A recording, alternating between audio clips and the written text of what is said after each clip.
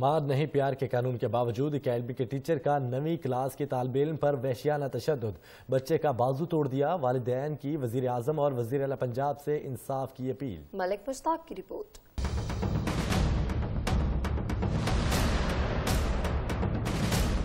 قوم کے معمار نے مار نہیں پیار کے حکومتی نعرے کو ردی کی ٹوکری میں پھینک دیا۔ فیروز والا کے علاقے میں اکیڈمی کے ٹیچر کا 9ویں کلاس کے بچے پر وحشیانہ تشدد، لاتوں مکوں اور چھڑی سے پیٹتے ہوئے فرقان کا بازو توڑ دیا۔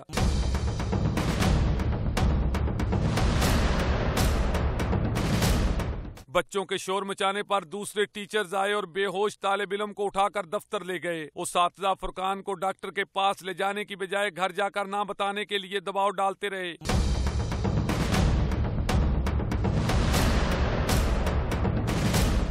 کہنے لگے گھر بتایا تو اکیڈمی اور سر کی بدنامی ہوگی اور تم اپنے استاد کی نظروں سے گر جاؤ گے، اس لیے گھر بتانا کہ موٹر سائیکل سے گرا ہوں۔ دوستوں نے فرقان کو گھر پہنچایا تو دل کی مریضہ والدہ اپنے لاڈلے کو دیکھتے ہی گھبرا کر گر گئی اور زاروں کتار رونا شروع کر دیا۔ میرے بچے پہ اتنا تشدد ہوا بلا وجہ، کوئی اس کے قصور نہیں تھا۔